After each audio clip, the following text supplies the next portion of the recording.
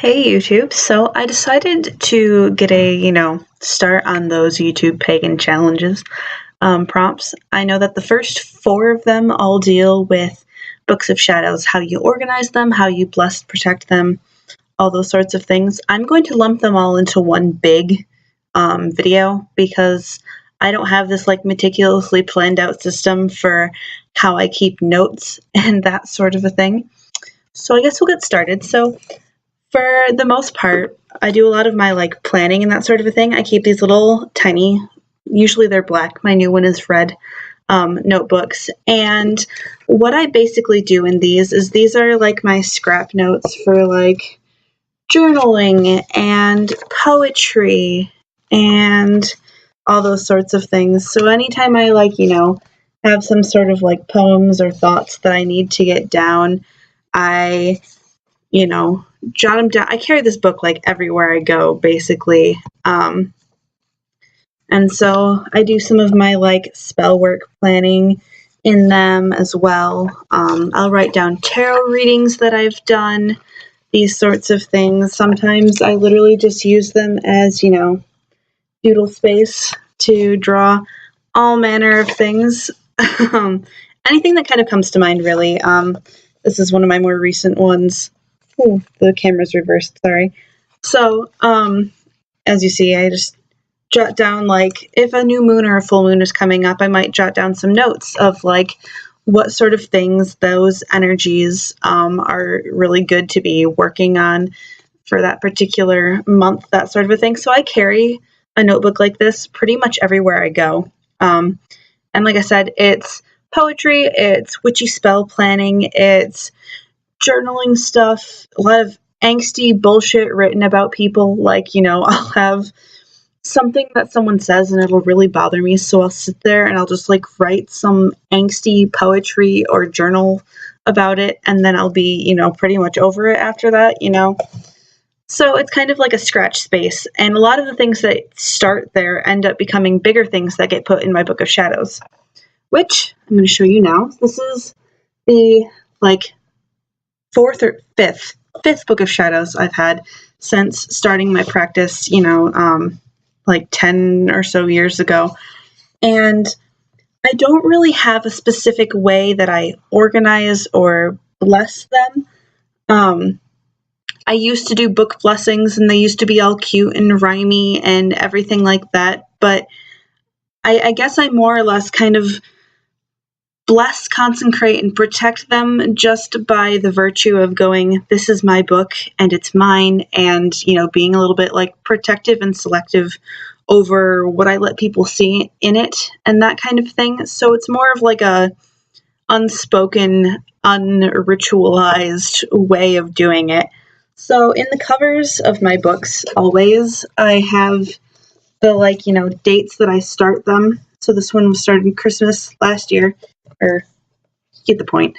And I'll have like inspirational quotes. Often I'll have like a little card and I'll do like a statement of purpose for the book. Tip this camera down a little bit more so I can see.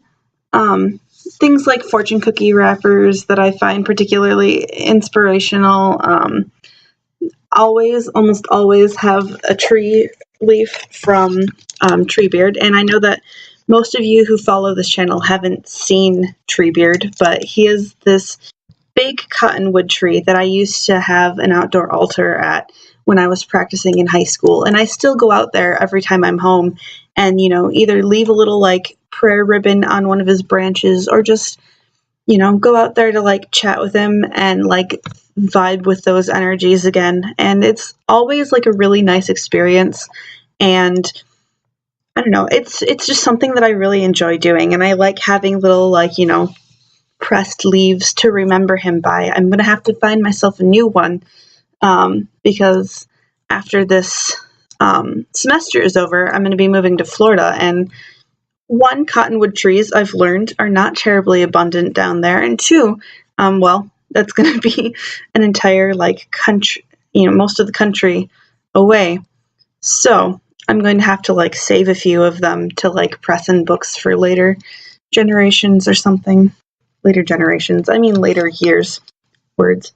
So my book is basically organized chronologically. I don't have like sections that are, you know, spells are here and rituals are there and that kind of deal. I've never had the like patience to do that, and because I use these big sketchbooks, it makes it really hard to do that. Like, you miscount how many pages you want to divide it up into, and then like, darn, things have to get moved around, and it would just drive me crazy. So everything is done just kind of chronologically as it goes. One of the things I have in this book are a little manifesto of like what my current beliefs and practices are, things that, you know, I do in my practice, specific like moral codes that I have, things that I, you know, believe as like a core, you know, part of my personal witchcraft and those sorts of things. And it talks a little bit about like what deities I work with and that kind of deal. So it's a really cool thing to put in there. I used to do the like, you know, my craft name is this, and I have my star sign in this, and, you know, like have all my astrological information and that kind of a thing. Something to just kind of mark the book as, this is my book, and these are the sorts of things that are going to show up in it. This is the practice that I'm working on building, and this book is kind of the proof of that working. Some other things that I put in there. My grandmother passed this past year, so I have the little like thing from her funeral and some pressed flowers from that. I do a lot of like dried plants and things like that in my book as well. Let's see, where was the next thing I was going to show you guys? And like I said, lots of pressed flowers and things. I do some like little like, I find cute clip art that I find online and just, you know, print it and cut it out and stick it in there. Coloring pages sometimes with motivational quotes and messages. Sometimes you just need that little boost to keep on keeping on. And said I like to put a lot of like photographs and artwork and things. Mostly my book this past year or so has just been a journal. As I mentioned in my last update video, I've not been up to a lot of actual witchcraft, but I have been doing lots of, you know, journaling about things because I've had a lot going on.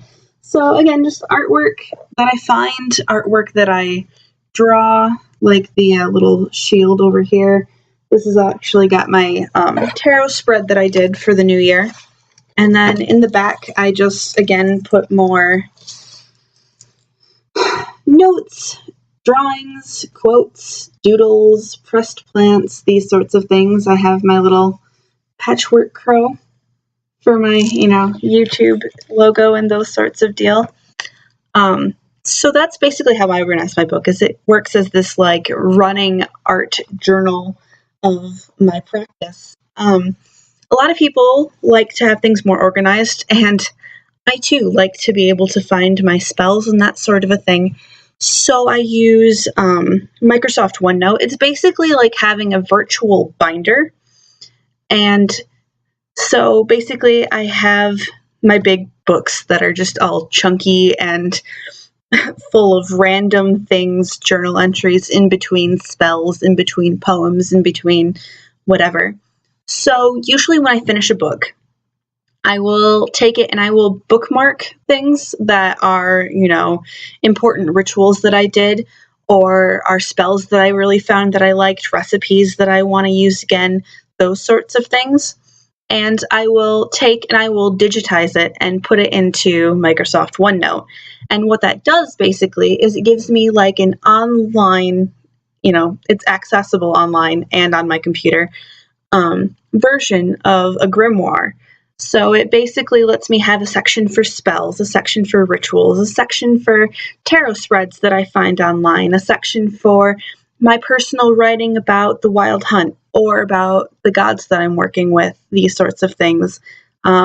Myths and stories and poems that I find that really resonate with me, those go in that kind of a thing. So I really kind of recommend that if you're someone who has a lot of like OCD about like wanting things organized and like orderly, it's a really useful tool. So that way you can like journal and use a book like mine for, you know, just writing things and doing things and recording them as they happen. And then you can go back later and have it all organized into, you know, specific sections and that sort of thing. And I found that that's worked really, really well for me over the past few years. It's easy enough to like go, hey, I did a tarot spread, you know, for New Year's a couple of years ago, and I want to look it up again. And I can just go and find, you know, I have a section of just found tarot spreads, and I'll just go and I'll scroll down, and it's all alphabetized and that sort of, you know, happy crap. So it'll just be right there where, you know, where it should be. And my advice for, you know, fearing about messing it up or fear about, you know, it has to be perfect, those sorts of things, don't worry about it. Honestly, I think that the beauty of a Book of Shadows isn't like it being meticulously organized or meticulously, you know, done with gorgeous calligraphy and these sorts of things. Like, do those things look aesthetically pleasing? Hell yeah. But I think that honestly, what's more important is the energy that you put into it. It's the time that you put into recording your practice, because you're not going to remember every single spell, ritual, etc. that you've done. You're not going to remember all of the details of a tarot reading that you did 2+ years ago. But it's always interesting to be able to go back and to look at those things and to like really see the patterns of your life, the patterns of your practice, and how far you've come since your, you know, first steps. So even if it's, you know, a notebook or, you know, just a tiny little like book like I have that you carry around and write down meditations, dreams, etc. in, it's really helpful to record parts of your practice because, again, humans forget things and it's just part of how it is. So that's all I have as far as Books of Shadows go. I have, as I said, like 4 or 5 more of them, but they're all up in my parents' attic right now and not taking up space in my dorm. So I look forward to hearing more about other people's Books of Shadows, and I will see you all later. Blessed be, guys.